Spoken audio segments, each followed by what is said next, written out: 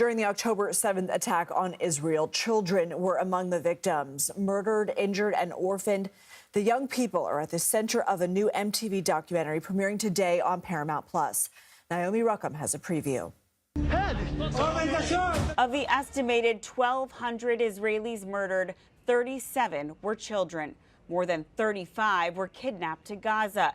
When they took you, did you have any idea where you were going? Nearly 100 children lost at least one parent. I know there's also a splash of blood over there. What does it make you feel seeing this? I hate seeing this. But it's like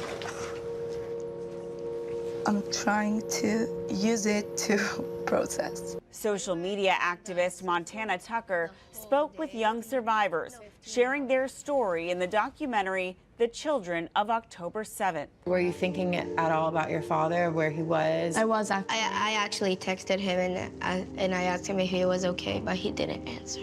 With nearly 14 million followers, Tucker's work has impact, and she's hoping viewers will approach the film without bias. Put everything else you've heard out the window and just hear directly from these children of what happened to them on that day and what has continued to happen to them for a year and a half. That includes what happened to Yael Idan. Me and my sister, we were under my bed. They were like, open the door, we will shoot. And we didn't open the door. I saw her falling to the ground and starting to bleed from her neck. After killing her sister, Hamas took her father. Kidnaps her father and tells her, don't worry, we'll bring him back. Don't worry, we'll bring him back. He was murdered in captivity. The rawness of their stories shows how remarkably brave, determined, and resilient children are. We are now joined by Montana Tucker. Montana is a social media activist who interviewed survivors in the documentary with, by the way, I should mention, a psychologist specializing in trauma nearby. Thank you for being here, first of all. Such a powerful piece, very difficult to watch for anyone, but they actually had to go through it and live it. You actually spoke to 8 children who appear in the documentary, and one teen told you she wanted to process what had happened, but her brain wasn't actually letting her. How were these kids able to open up to you on something that they were still living through? You know, it was interesting because we interviewed them a year after October 7th. So they already had to live a year-long worth of trauma. And like Ella, one of the girls, like she said, she wasn't able to process it. And in that moment in the film, you actually see her finally process it and finally break down. And it was like this therapy session. And I say it wasn't only a therapy session for them, it was a therapy session for me as well. And I think everyone that watches this, you don't feel like you're just watching regular interviews and very serious sit-down interviews. You feel like you're almost watching a therapy session.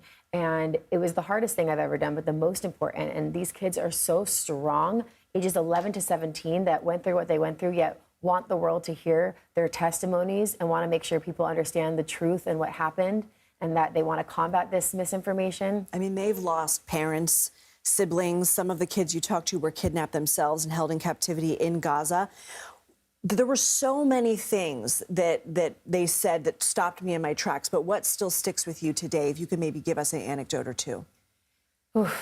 I mean, I think one of the things that was so difficult is when we filmed this, 2 of the fathers of 3 of the kids, there's a brother and sister, and then there's another girl, Yael. Their fathers were still in captivity, and there was proof of life, and we thought they were coming back home alive. So when we filmed this, we had every intention of seeing they had every intention of seeing their father again. And after we filmed it a few weeks later, their bodies were they were murdered in captivity, their fathers, and their bodies were returned in the last hostage deal. So it's the documentary is already heartbreaking, and then the end is just, we hoped for a happier ending. Yeah, the updates.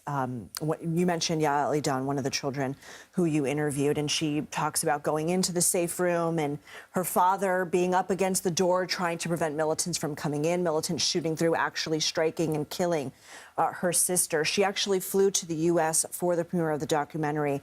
How is she doing? Yael, I say this is one of the strongest young ladies I know. She's 13 now, and what she's gone through and how she's living her life. You have to remember, these are just kids, and their childhoods have been stripped from them, but they are just kids, and they want to move on with their lives, and they want to. They're kids who are not even able to fall asleep because they're reliving. They aren't able to sleep, but she wanted to come to America for the first time to speak to people here so people can hear directly from her and hear the truth directly from her. And she wants people to hear her testimony. She wants people to see this documentary so people know what happened. And this is not political. This has nothing to do with politics. These are innocent children, and that's it.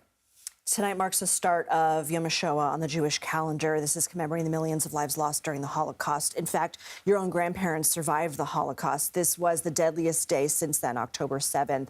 How did what your own family has been through inform your conversations and experience in this documentary? Unfortunately, these circumstances are far too similar. My grandmother was 13 years old when she was taken to Auschwitz, when she had to witness her mother get beaten up and dragged to her death in the gas chambers. My grandmother lost both her parents in the Holocaust, most of her family. These stories and these testimonies that I was hearing, they're almost identical in certain ways. And we have to realize that. And today, for the documentary to come out on Yom HaShoah, it's not a coincidence, and we have to take into account that this is what happened on October 7th was the deadliest day for Jews since the Holocaust, and we need to honor all of the victims and all of the survivors. The survivors you spoke to are absolutely incredible. Montana Tucker, thank you for your time. Thank The you. Children of October 7 is now streaming on Paramount Plus. It also premieres on MTV at 9 p.m. Eastern tomorrow.